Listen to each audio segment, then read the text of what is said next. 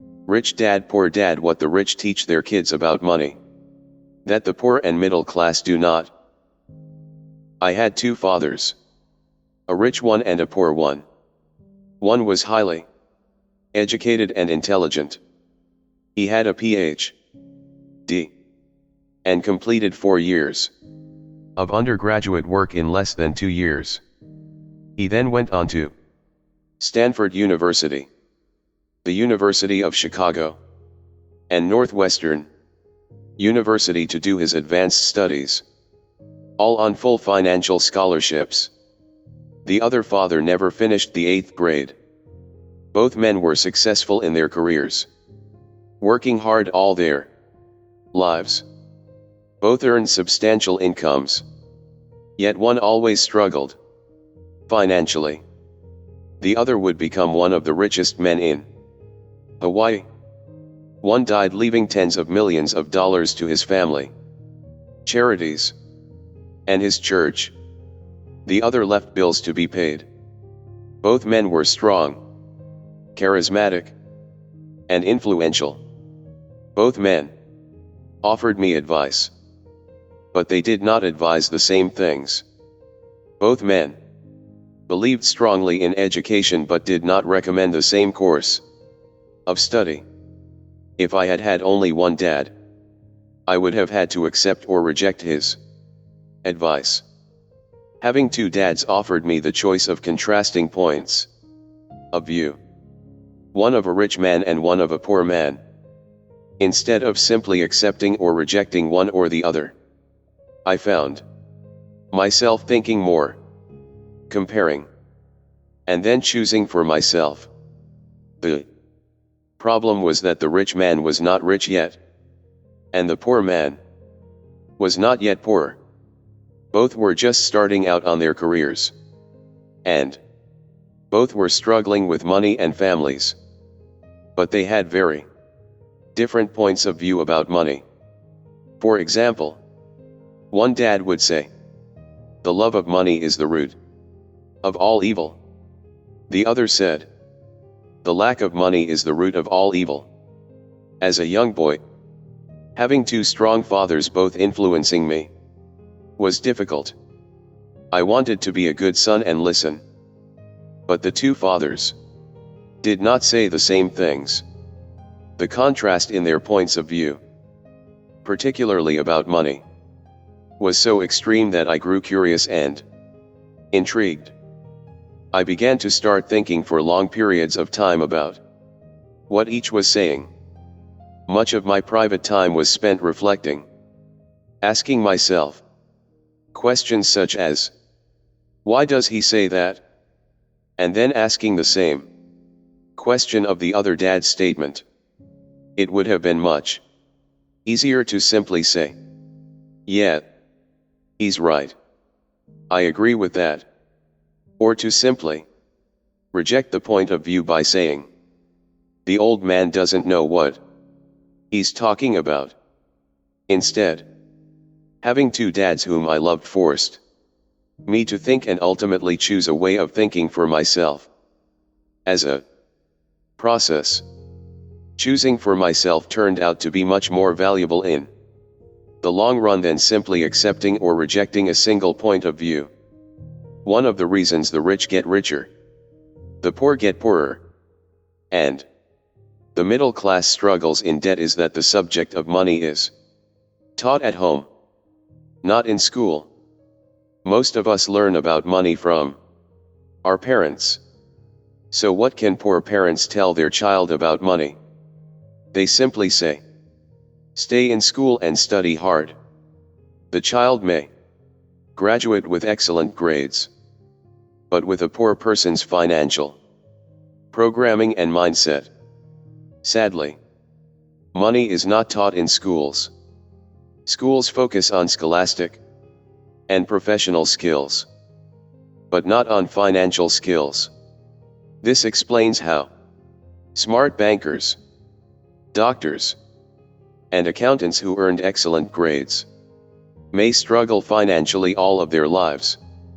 Our staggering national debt is due in large part to highly educated politicians and government Officials making financial decisions with little or no training in the subject of money today. I often wonder what will soon happen when we have millions of people who need financial and medical assistance. They will be dependent upon their families or the government for financial support. What will happen when Medicare and Social Security run out of money? How will a nation survive if teaching children about money continues to be left to parents, most of whom will be, or already are, poor? Because I had two influential fathers, I learned from both of them. I had to think about each dad's advice, and in doing so, I gained valuable insight into the power and effect of one's thoughts on one's life. For example, one dad had a habit of saying, "I can't afford it." The other dad forbade those words to be used. He insisted I ask, "How can I afford it?" One is a statement, and the other is a question. One lets you off the hook, and the other forces you to think. My soon-to-be rich dad would explain that by automatically saying the words "I can't afford it," your brain stops working. By asking the question "How can I afford it?" your brain is put to work.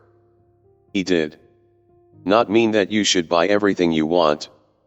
He was fanatical about exercising your mind, the most powerful computer in the world. He'd say, "My brain gets stronger every day because I exercise it. The stronger it gets, the more money I can make." He believed that automatically saying "I can't afford it" was a sign of mental laziness. Although both dads worked hard, I noticed that one dad had a habit of putting his brain to sleep when it came to finances, and the other had a habit of exercising his brain. The long-term result was that one dad grew stronger financially, and the other grew weaker. It is not much different from a person who goes to the gym to exercise on a regular basis versus someone who sits on the couch watching television. Proper physical exercise increases your chances for health, and proper mental exercise increases your chances for wealth. My two dads had opposing attitudes, and that affected the way they thought. One dad thought that the rich should pay more in taxes to take care of those less fortunate. The other said, "Taxes punish those who produce and reward those who don't produce." One dad recommended, "Study hard so you can find a good company to work for." The other recommended, "Study hard so you can find a good company to buy." One dad said, "The reason I'm not rich is because I have you kids." The other said, "The reason I must be rich is because I have you kids." One encouraged talking about money and business at the dinner table, while the other forbade the subject of money to be discussed over a meal. One said, "When it comes to money, play it safe. Don't take risks." The other said, "Learn to manage risk." One believed, "Our home is our largest investment and our greatest asset." The other believed, "My house is a liability. And if your house is your largest investment, you're in trouble." Both dads paid their bills on time. Yet one paid his bills first while the other paid his bills last. One dad believed in a company or the government taking care of you and your needs. He was always concerned about pay raises, retirement plans, medical benefits, sick leave, vacation days, and other perks. He was impressed with two of his uncles who joined the military and earned a retirement and entitlement package for life. After 20 years of active service, he loved the idea of medical benefits and PX privileges the military provided its retirees. He also loved the tenure system available through the university. The idea of job protection for life and job benefits seemed more important, at times, than the job. He would often say, "I've worked hard for the government, and I'm entitled to these benefits." The other believed in total financial self-reliance. He spoke out against the entitlement mentality and how it created weak and financially needy people. He was emphatic about being financially competent. One dad struggled to save a few dollars. The other created investments. One dad taught me how to write an impressive resume so I could find a good job. The other taught me how to write strong business and financial plans so I could create jobs. Being a product of two strong dads allowed me the luxury of observing the effects different thoughts have on one's life. I noticed that people really do shape their lives through their thoughts. For example, my poor dad always said, "I'll never be rich." And that prophecy became reality. My rich dad, on the other hand, always referred to himself as rich. He would say things like, "I'm a rich man, and rich people don't do this." Even when he was flat broke after a major financial setback, he continued to refer to himself as a rich man. He would cover himself by saying, "There is a difference between being poor and being broke. Broke is temporary. Poor is eternal." My poor dad would say, "I'm not interested in money." Or, "Money doesn't matter." My rich dad always said, "Money is power. The power of our thoughts may never be measured or appreciated." But it became obvious to me as a young boy that it was important. There is a difference between being poor and being broke. Broke is temporary. Poor is eternal. To be aware of my thoughts and how I expressed myself, I noticed that my poor dad was poor, not because of the amount of money he earned, which was significant, but because of his thoughts and actions. As a young boy having two fathers, I became acutely aware of being careful about which thoughts I chose to adopt as my own. Should I listen to my rich dad or to my poor dad? Although both men had tremendous respect for education and learning, they disagreed about what they thought was important to learn. One wanted me to study hard, earn a degree, and get a good job to earn money.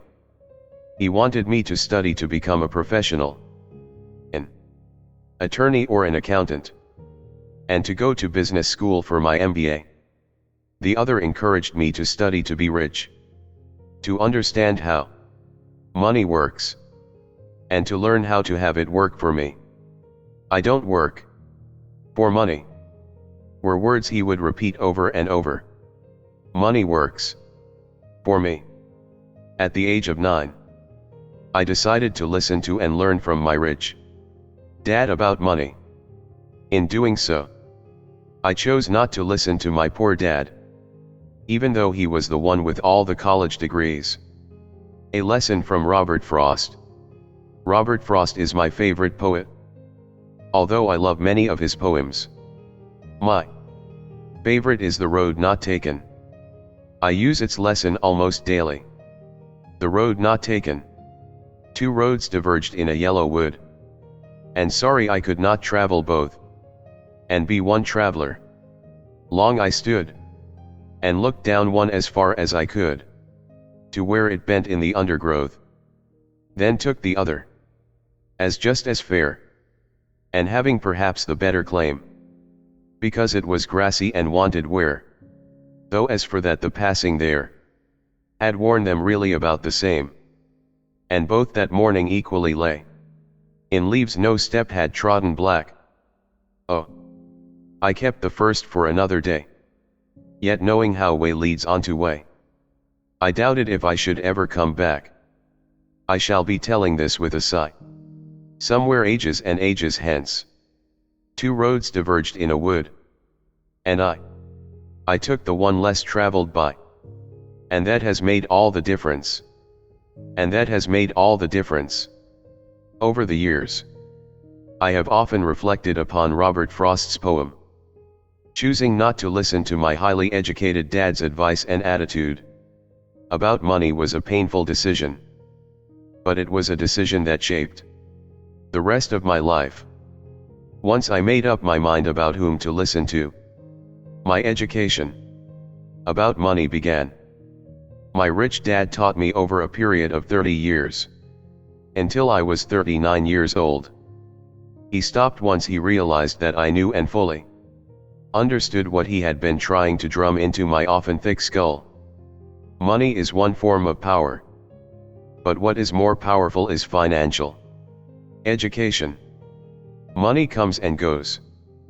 But if you have the education about how money works, you gain power over it and can begin building wealth. The reason positive thinking alone does not work is because most people went to school and never learned how money works. So they spend their lives working for money.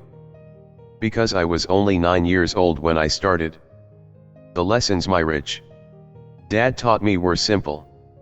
And when it was all said and done, there were only 6 main lessons, repeated over 30 years. This book is about those 6 lessons, put as simply as possible, just as simply as my rich dad put forth those lessons to me. The lessons are meant not to be answers, but guideposts that will assist you and your children to grow wealthier, no matter what happens in a world of increasing change and uncertainty.